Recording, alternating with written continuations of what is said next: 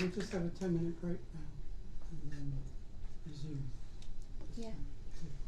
So 10 minutes, you can stay here. Thank you, Aka. Thank you. Thank you. So, yeah, we were talking about what we would do.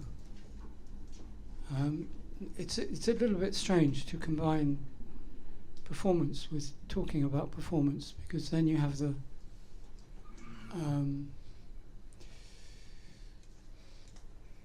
then you tend to have an explanation of what you've just done, or you can do it the other way around and explain what you're about to do, neither of which is ideal.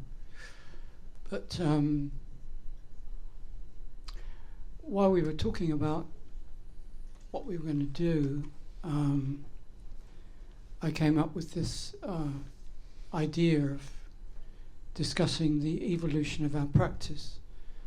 And Anya laughed at that and said, why don't we talk about the first artwork we ever did? Well, I said the earliest artwork you could find. Yeah, fine. Yeah, the earliest artwork you ever did is obviously long gone. You might have one. No, but I did have one actually, and it's from 1955.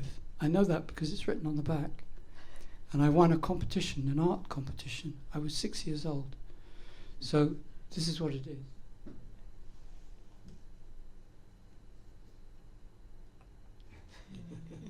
Yeah, so it's called Gypsy Camp, and obviously I wouldn't call it that now because the word gypsy is an offensive term. But in 1955, didn't know really about Roma people or the history of Roma people or why they chose to live as they did. So as a 6-year-old, I called it Gypsy Camp, and slightly embarrassed about that, but what can I do? But it's interesting, I mean, you were suggesting to think about this early artwork in terms of its significance, yeah? Yeah, that was the idea, to try to follow which things still stays relevant through the years from our work, and which are gone for some reason. So what is it we actually doing? Yeah, I mean, in this case, I hadn't thought about it, and we looked at it, this painting, and I'm represented within the painting. I don't know if it's probably very unclear, but I'm the character just right at the bottom left-hand corner, wearing a Davy Crockett hat and cooking some food on a fire. And so, obviously, I had this idea about living this itinerant lifestyle, this constantly moving, and also living outdoors was also very appealing. And that was the complete opposite of what my life was like as a kind of suburban child, post-war suburban child, which was very domestic and very much to do with interiors. So there was clearly an ideal there. And if I think about it, I can see that connects up in a chain of connections. And I know at the time I was obsessed with Native American people through watching Westerns. And so there was an interest in indigenous people, there was interest in people who are living on the margins of society, like the Roma people. So, those connections I think are very, very interesting for me personally to see that there's a continuity there over a very long period of time. Do you want to talk about yours? Yes, but I think you was gonna mention also the Amazonian trip related to that. Did you? Yeah. Yeah. Yeah, it was. It's not doing what I wanted to do. Sorry. One second. I was trying to find my earliest drawing. I managed to find. Where did you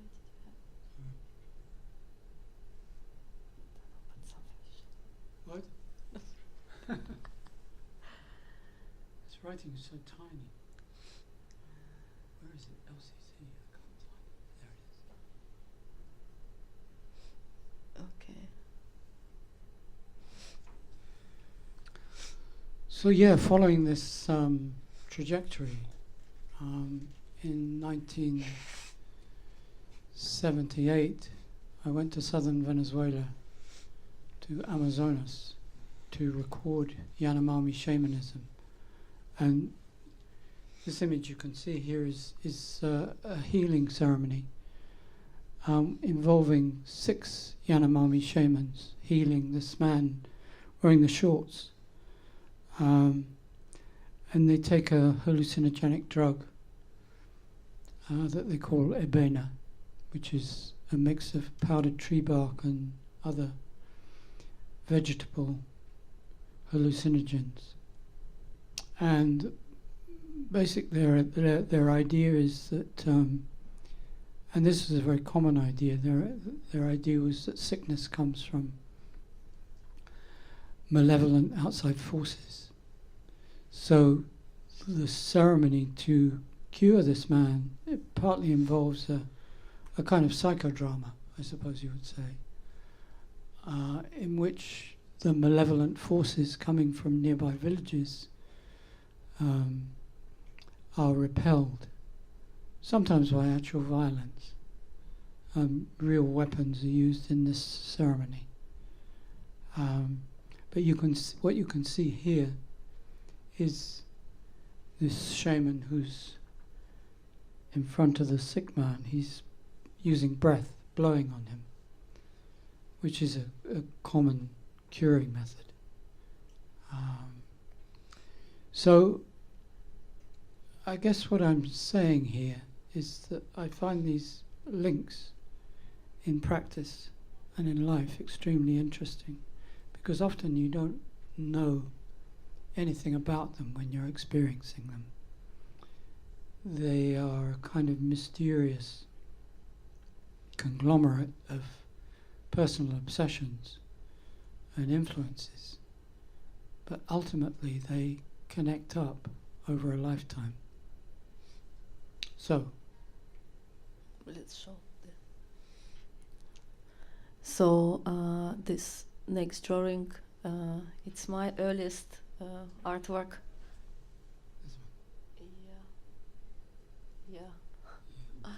So I did it when I was probably 14 or 15, and as you could see here, it's a lot of eyes and some sea creatures, and actually it's called butterflies.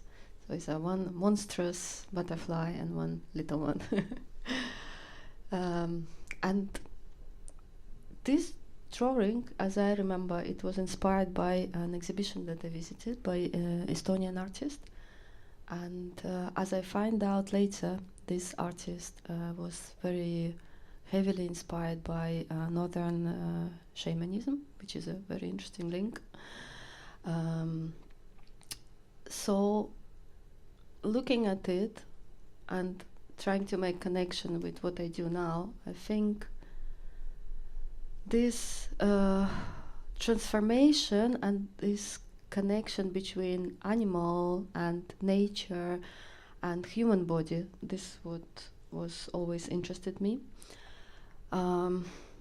Because as you know, in northern shamanic cultures, the animism and connection with nature are very important. And sacred objects and sacred spaces. Spaces is something that particularly always interest me, and body in the space and connection of body and the space. This is probably the biggest thing that informs my work. Don't know really what else to say about this. But that, yeah, I think that theme of spaces is central to what we do. And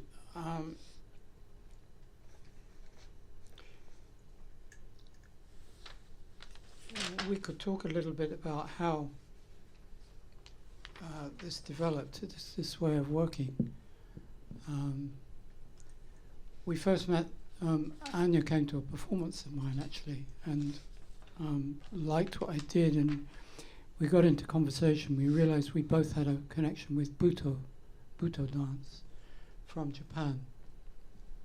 Anya had worked with various Buto dancers and studied with them, and I had worked with a couple of Buto dancers, Mitsutaka Ishii, who is like a second generation Buto dancer, and Tanaka Min. Yes, and it's interesting that Buto dance also takes a lot from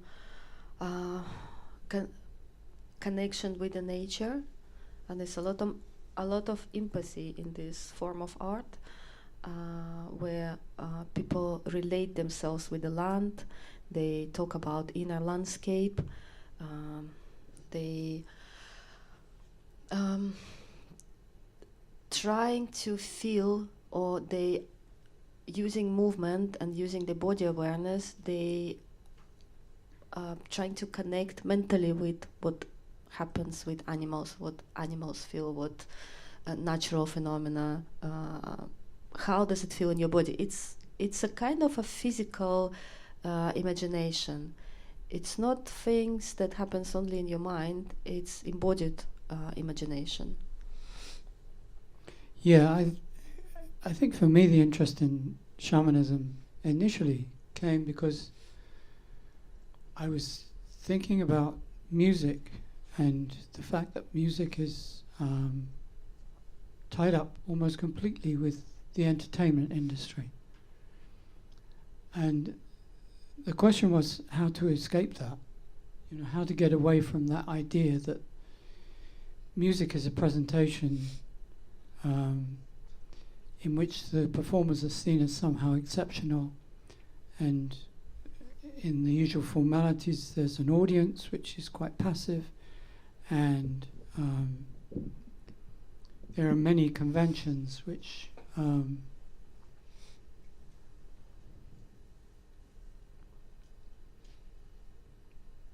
they work against the idea of music being in some way functional, other than as an entertainment. And this applies very often to experimental music as much as it does to various forms of popular music. So how to get away from this idea of entertainment, and I came across shamanism and learned about the fact that shamanistic practitioners were using movement, they were using sound, they were using illusions, and so on, for healing purposes. And that in itself took us away from this idea of music as entertainment, as just a diversion. So that was really how the study began.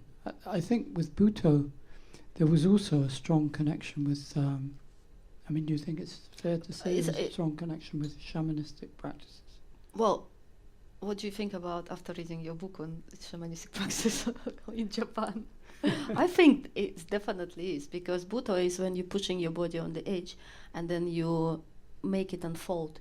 You kind of make it to move by putting it in a certain condition. You're not generating movement yourself. You're not trying to symbolize something with your movement. You're just creating a conditions in which movement could happen or could not happen. And I think sometimes dancers putting themselves into very violent conditions for that, and the same Japanese shamans did they?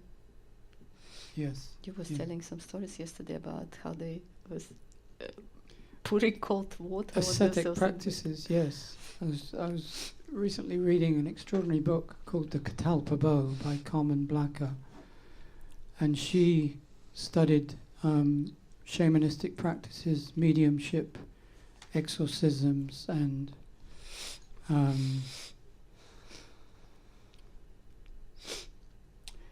these in particular these ascetic practices which people would have to go through, and her research was in late 1950s, early 1960s, at a time when all of this kind of thing was dying out very quickly. So she was observing the last of it, and one of the things that people would have to do as a kind of training was to stand under freezing cold waterfalls for a long time, or douse themselves with freezing water in the winter.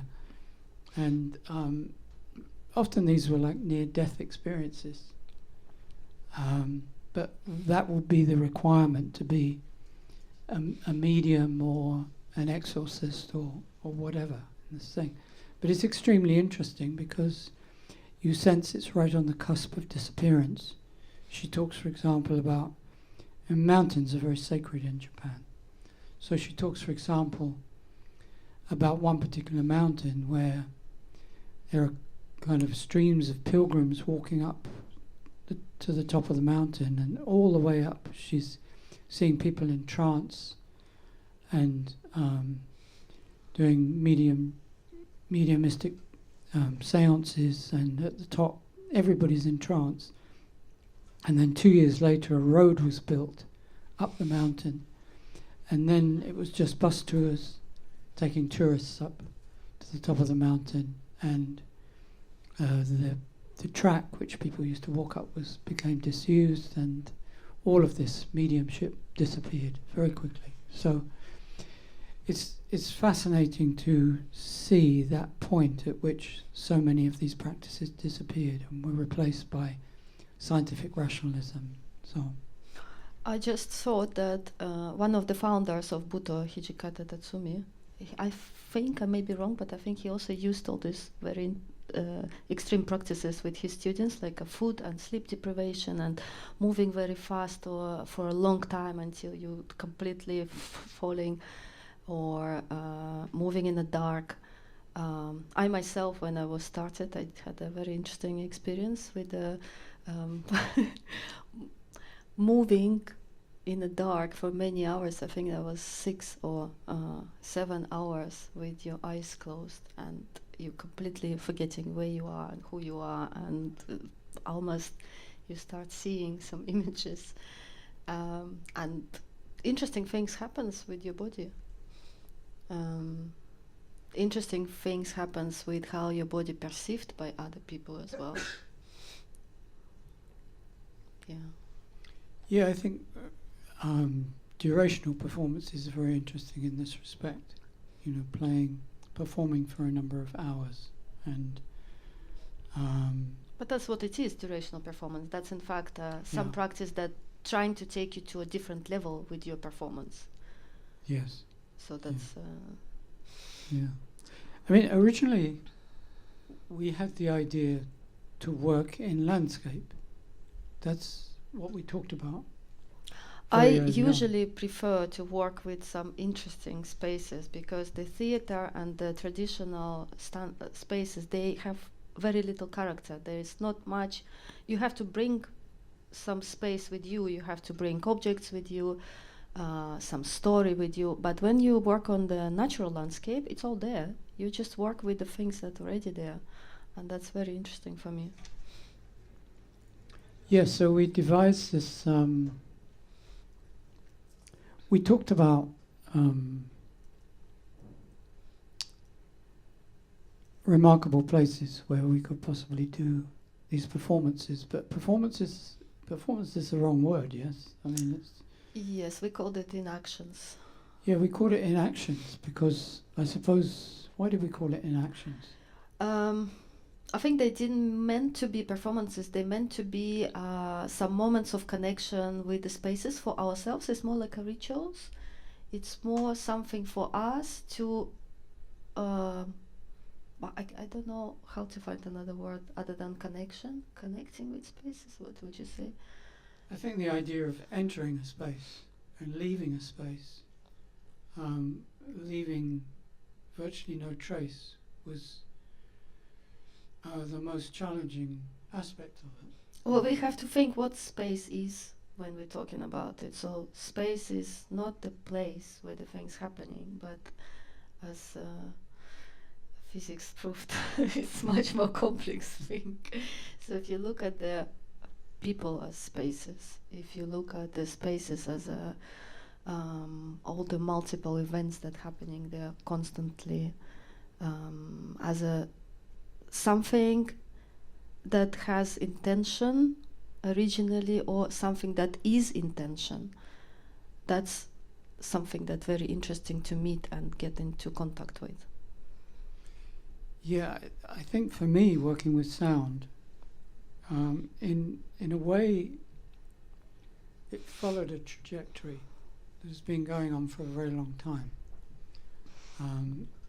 So improvisation was important, and I ran an improvisation course here at LCC for over 10 years, every year. So improvisation, I would say, was at the core of both of our practices. Yeah. I think for me, improvisation is the only way to work, only way I'm interested to work with, because planning things and creating a story in advance, it's a little bit unreal for me. It's have this fake effect of something that already not relevant, if it makes sense. I also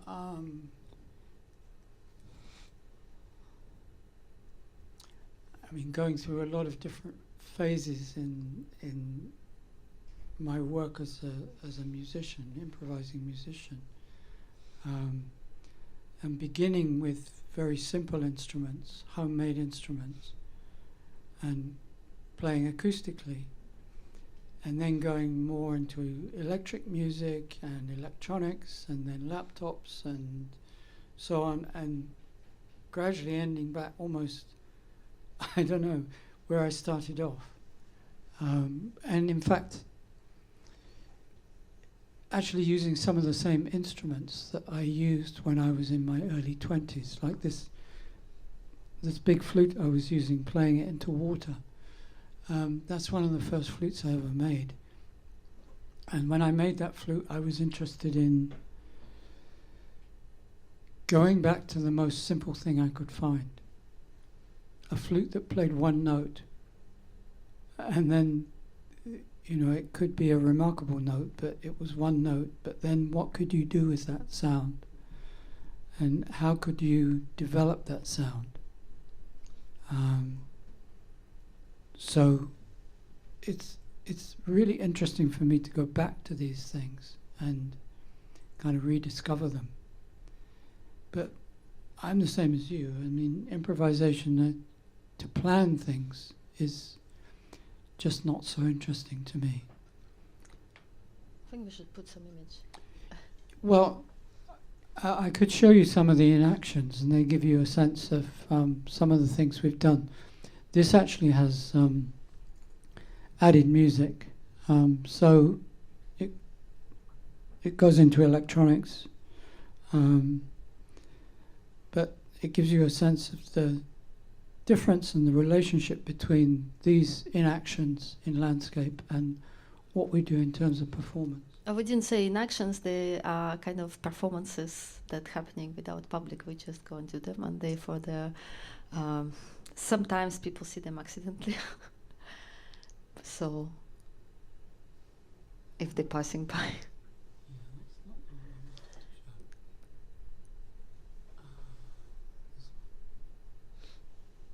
So they not intend to be as performances. No, they're not. They're not performances. They're somewhere in between. Something that happens spontaneously that the space demands, you could say. So if we coming to the space, usually first time we could look at it and see some either narrative or some space where the body could be, and then we just go and do it.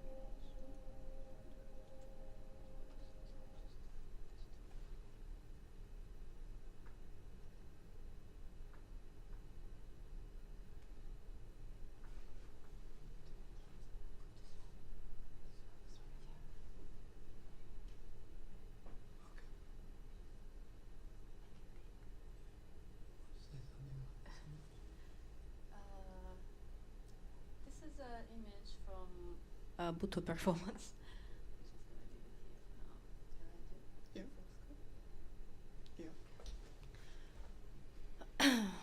So that's me and my hand in the middle. Shall we talk a little bit about the inductions then? Yeah, we're coming up to Q&A time. Really? Oh my god. Yes. But Still, let's see. yeah, I think we should say something about the relationship between these inactions. There's also issues of documentation, which we talk about a lot, in the sense that this is not documentation.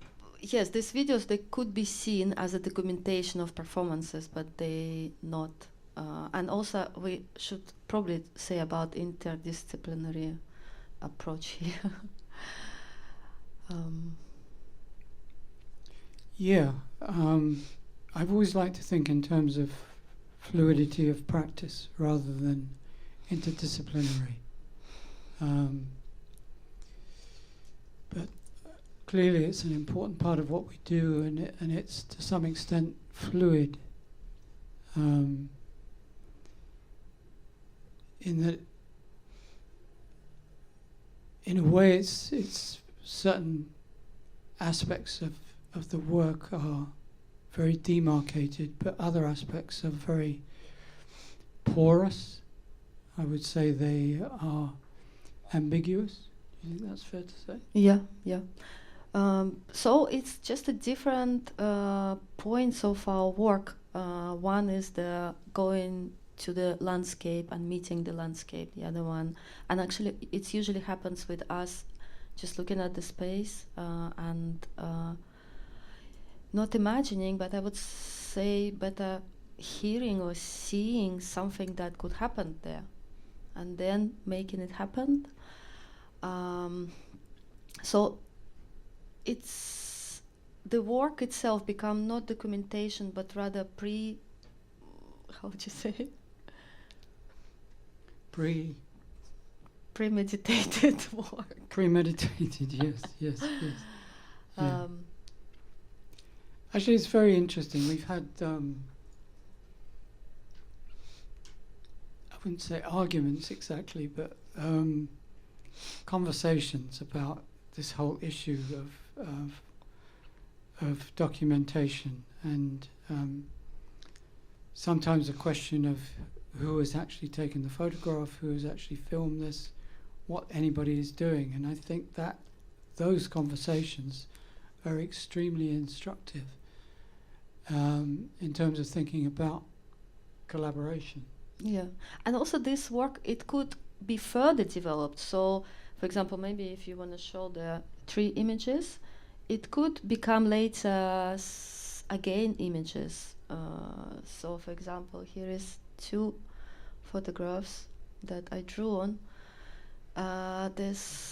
Yeah. I would say it was a performance as well originally. So there's a tree and me hanging off the tree, and the other one maybe as well. That then become a painting. It's first become a photograph, and then it's become a painting, but originally it was a performance. And for me, what's interesting here, it's also one of my earliest works when I still wasn't sure what I'm doing and what does it means, and I'm interested in certain things, but I'm not sure why. But I could see now the connection with what I'm doing now is that the human body being part of the tree, or the tree becoming, getting some, I wouldn't say human features, but being animated. Now, for me, it's actually related with this idea that in northern shamanic practices, a person has many souls. So it has animal soul and it has spirit soul, and so it's a lot of there's more connection with everything else that we have than it seems. And in fact, we've done performances where you've used this aerial technique, and they have a sense about them of that's one of them, actually.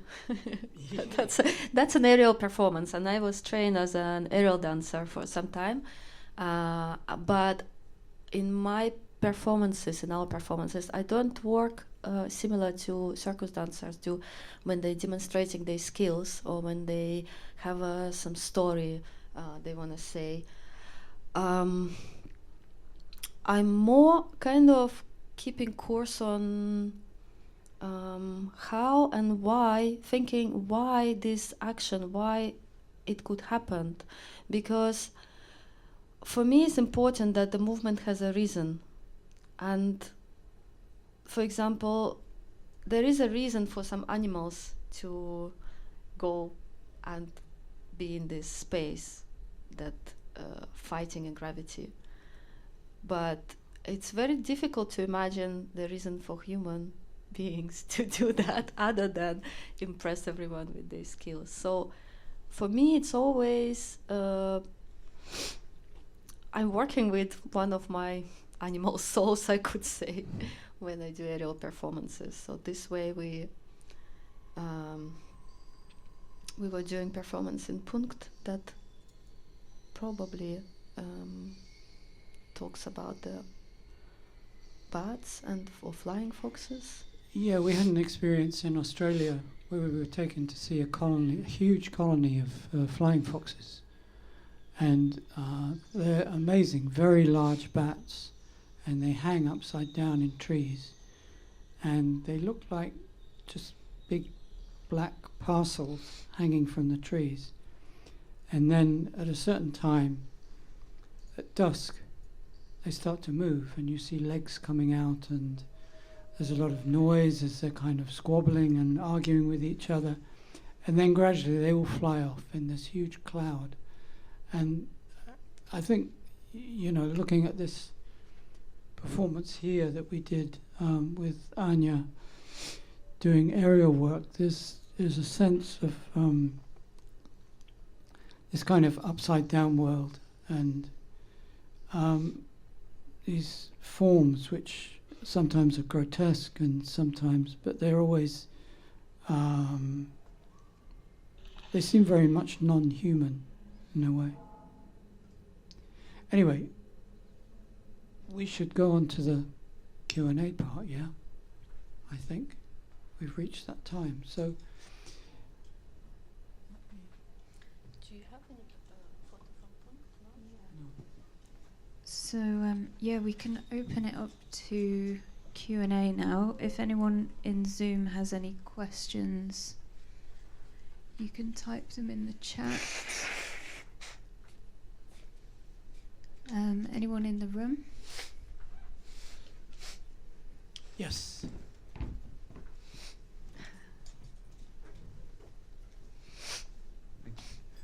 I really like the idea of your inactions, and this idea of ritual and doing things with space and stillness. And you talked, I think it was you, David, who talked about ritual as healing, shamanistic healing. So when you do the inactions, what are you trying to do for yourself? I mean, obviously, it's just you two in the landscape. So what are you trying to do for yourself in that moment? Are you trying to heal each other, trying to teach each other? What's happening there, please? I think we mentioned that when we did this article in Wire. Yeah? Do you want to talk about it? No, you say, you start. I'll continue. I don't know exactly which thing you mean.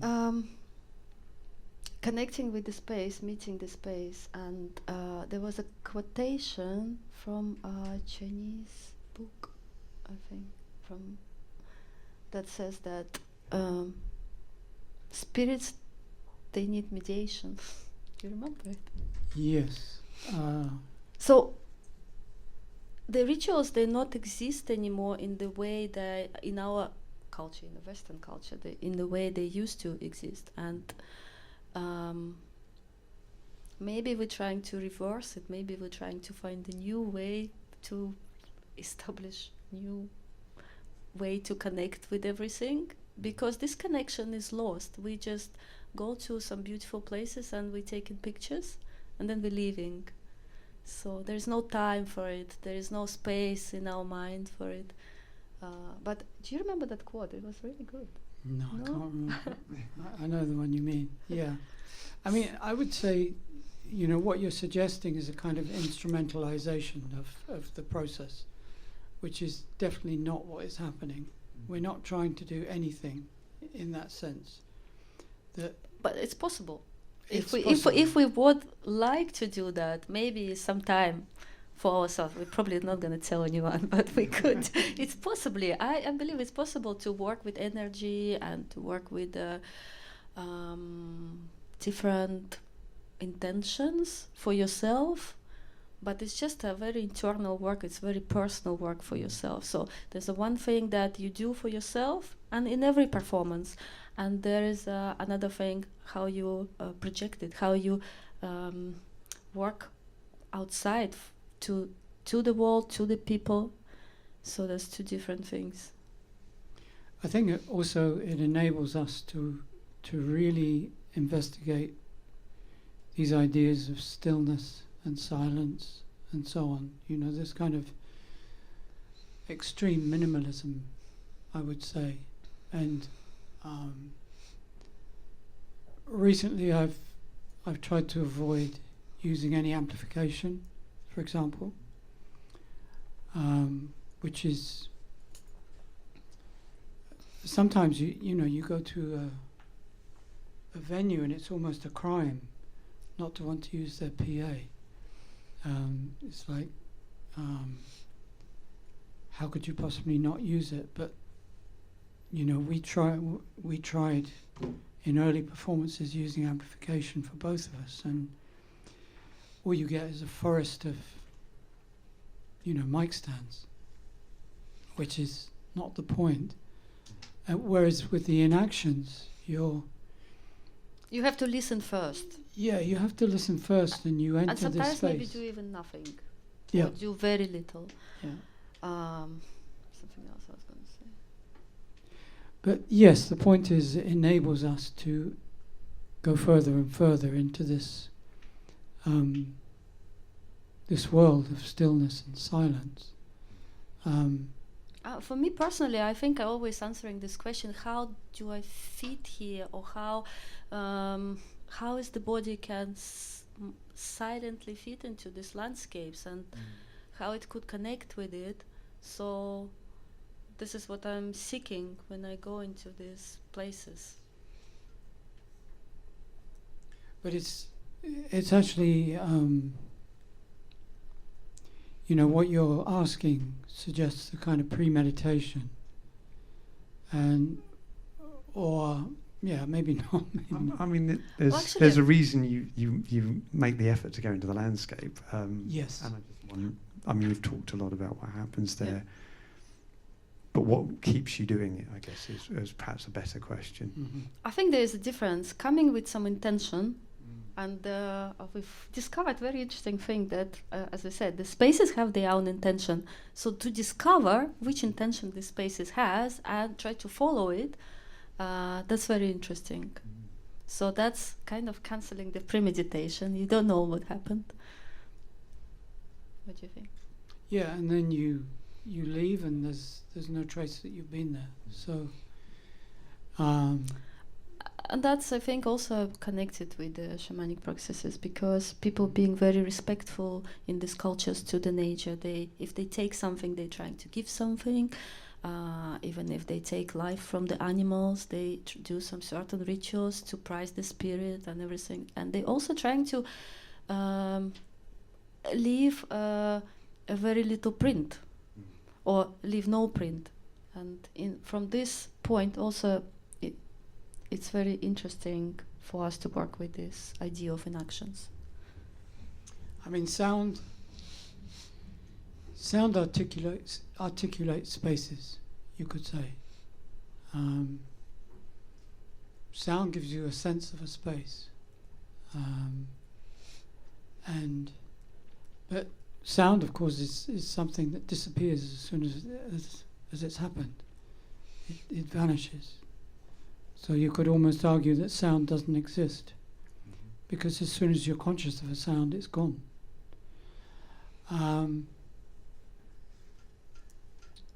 But at the same time, sound quite often sounds marking this space, or it's almost like some animals sometimes marking spaces. People sometimes mark spaces with their sound, and there's a different way to work with sound, to listen what's already there, and again to think where you can be there, where your sound could be there, or should it be there at all or not. Yes, yeah. So in that sense, I think there is a learning process. Yeah, there's a mutual learning process. You're right. Whether it's a mutual healing process, I don't know. But depends what healing is. Depends what healing is. Yeah, but if it expands your idea of what is possible in life, and if it makes you feel better about what you do, then I would say, yeah, of course. But also feeling yourself or being part of everything, and stopping doing and start being, this is already a healing process on its own. So just allow yourself to don't plan. That's a healing process on its own. Very rarely happened. So probably it just happened without maybe us realizing it. Thank you so much. Thank you. Thank you.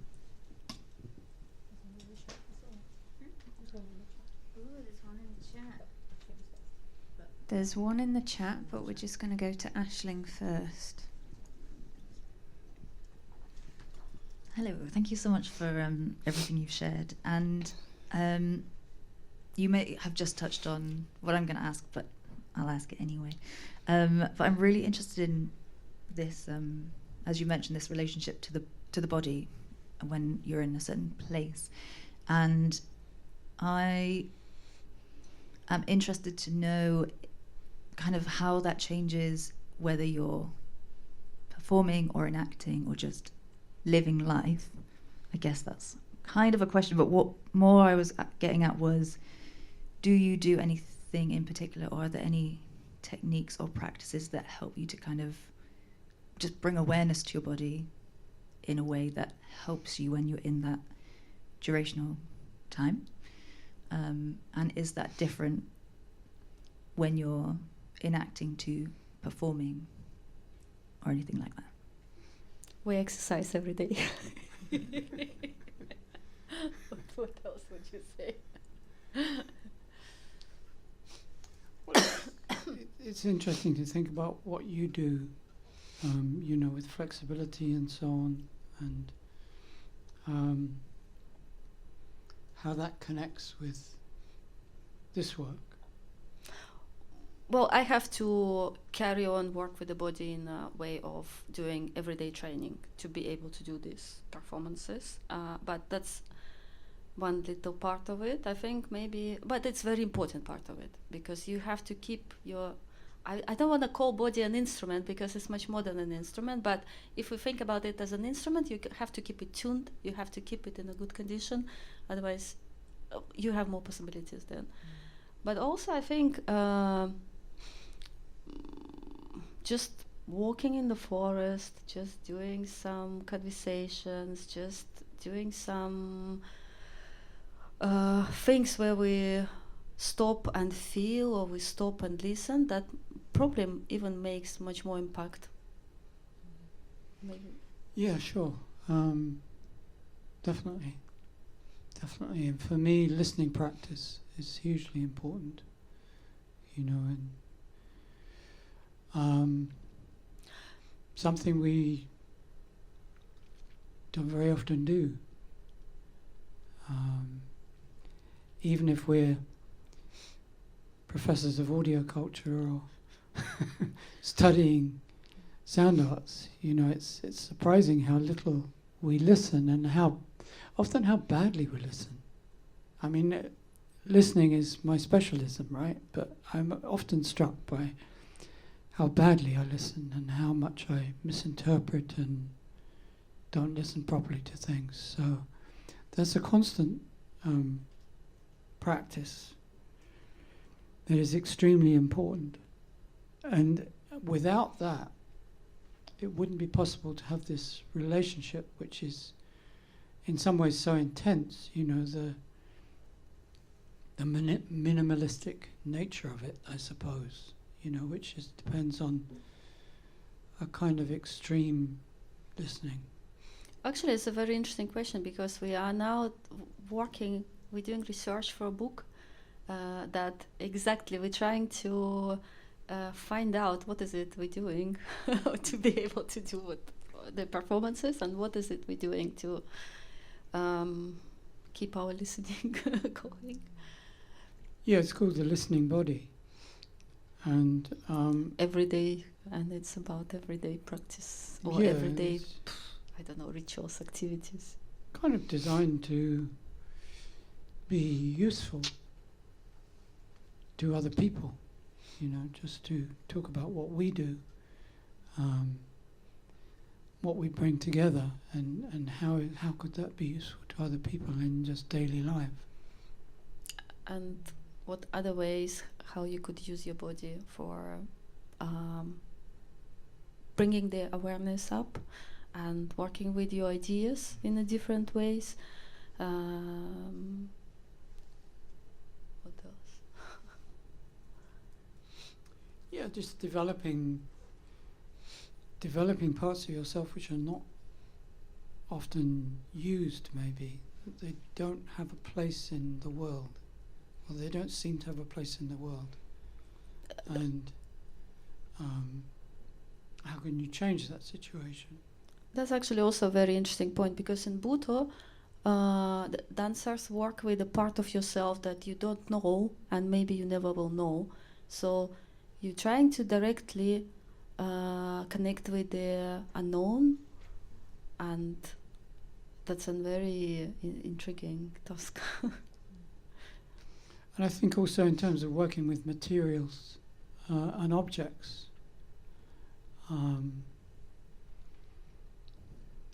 you know, as a musician, you work with certain technologies. It can be acoustic technologies or electronic or whatever. But how much do you question the nature of these objects? You know, were they just bought in a shop? Did you just download them from some developer? Did you make them yourself? Did you forage for them? Did you find them somehow? Did you modify them? You know, all of these different questions about your relationship to the materials themselves. And the materials themselves, there's a Korean-German philosopher who we both like, Byung-Chul Han. And he actually writes about the idea of objects having souls, which is a strange idea, but if you think about your relationship to certain objects, which can go over a long period of time, so they become kind of embedded in your sense of yourself. Your sense of your own identity is somehow fused with these objects. But that's in fact very shamanistic idea as well, that objects have souls and everything has souls. And not one, but many. So, you know, these instruments I'm using, some of them I've had for 55 years. You know, so there's so much a part of my life and so much a part of my development. And now to use them in a new context is like introducing them to something different in their lives. So. Working with elements as well, for me, was always very interesting to work with elements, and I actually always had a trouble to, in the past when I even was doing my degree, how to do performances in a dance studios, how to do performances in spaces like a theater. So I remember for my degree show, I put grass over the whole dance studio, so people, when they came in, first they felt the smell of the soil, then they step on this grass, and then already something that they experienced after that, it's hopefully was informed by that. So elements is something that I think makes you slow down a little bit and make you feel the moment, and also thinking about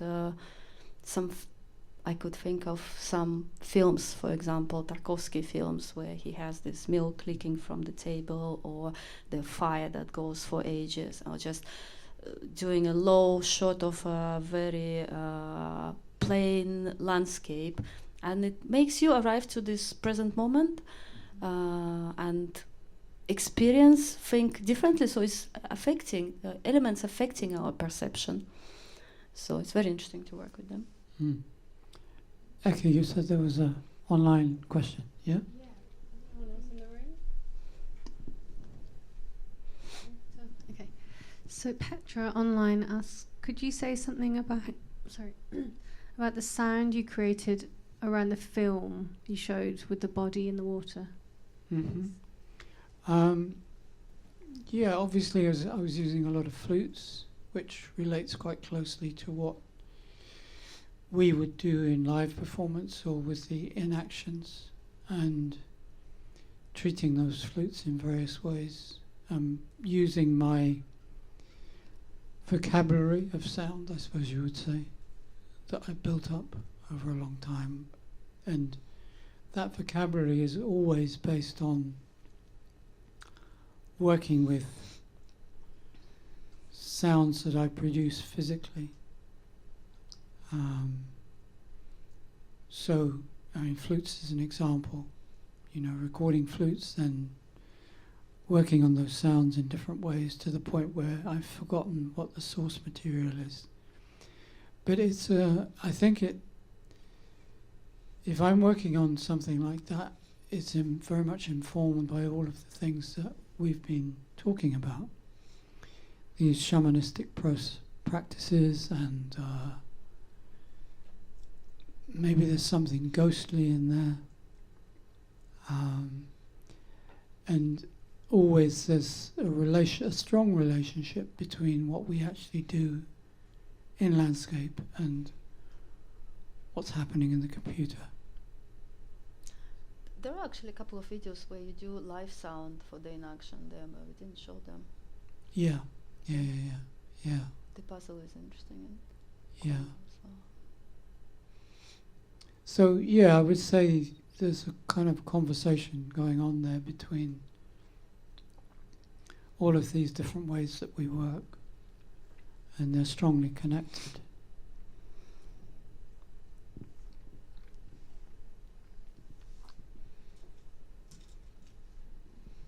So we have 5 more minutes, yeah? Anybody else? A question, a query, a point?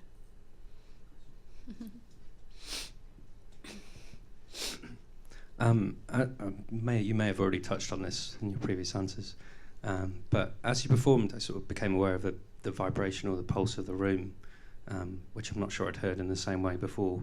despite spending most of my sort of Thursday afternoons here. And I wondered if you both heard it too, and whether you were sort of responding to that in your performance. And how does your practice change when you enter sort of more staid environments like this, as opposed to being out in the nature? Yeah. Leon C. Leon C. Yeah, Leon C. We, we were invited to go and play at this venue called the Fisherman's Chapel in Leon C. And and they had the quietest performance they ever had. Well, yeah. The thing is, in this chapel, they have an organ, a pump organ, and while all the sound checks were happening, somebody asked if they could play the organ, and so the pump was switched on, and they played the organ for a bit, and then they stopped playing, and then people started to come in, and we were just sitting behind. We were actually using piano. Anya had this idea of using the piano completely silently. Just pressing the keys and in a way that they don't make any sound at all. Or if there is an accident sound happen, just listen to it. So we were planning a very quiet performance. And then, it came to the beginning of the evening, and the guy who runs the evening, he likes to introduce things. He likes to be the kind of host. So he stood up and introduced him, and as soon as he introduced him, I realized that nobody had switched the pump off. And we hadn't heard it before that moment. And suddenly at the moment of performing, it was this incredibly loud drone. And I panicked. I thought... But everyone's spines blanket completely. People stopped hearing it because it was there all the time, like a sound of traffic. So I panicked, and I thought... Because we'd already started performing, I thought, what do I do? Do I go and switch it off? Or do we leave it and it ruins our performance? So I went to switch it off, but I didn't know where the switch was. So... the organizer, he realized what was happening, and he rushed and he switched it off. And in that moment, this incredible silence grew up in the room like a kind of living thing and absolutely filled the room. And from that point, our performance was so intense and so silent that you could hear people visibly struggling, audibly struggling with coughing, for example. You could feel the room in incredible detail, and it was an amazing example of how the brain can shut off. What happens is that the brain sort of is listening to a sound and decides that it's not a threat, so it just switches it off. So we're not hearing it anymore, and that was a prime example of that happening, and it created the most amazingly intense performance. I mean, somebody said afterwards, that was the quietest thing I've ever heard. So, but at the same time, straight away we could hear some sounds from outside, and they become part of the canvas, so it's become much more rich. But yeah, you're absolutely right. If you work in this way, you do notice every single detail that you probably never noticed before, because it's peripheral to necessity. You don't need it, so you don't hear it. And that's interesting. Also, example how improvisation could, how it could.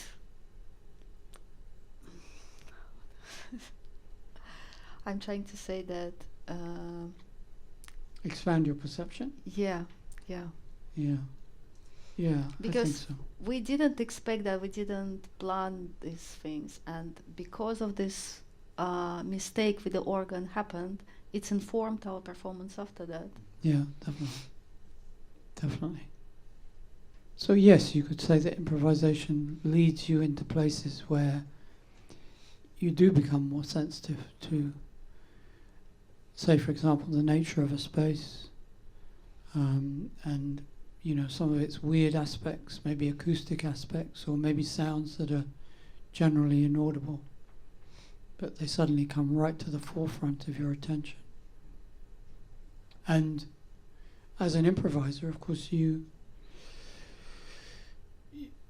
know, that's part of what you do. It's what you have to deal with.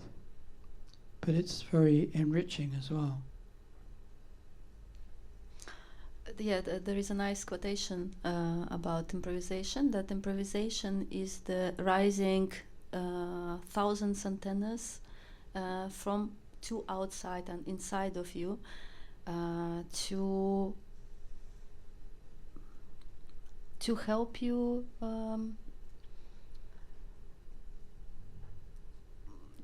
to sense what's going on inside of you and outside of you, and the more numerous these antennas become, the more it's become closer to necessity. I really like this quotation. Is by Masaki Iwana, Buddha dancer. Yeah. I think that's it. Yeah, thank you. Thank you all very much for coming and listening. Thank you. And watching.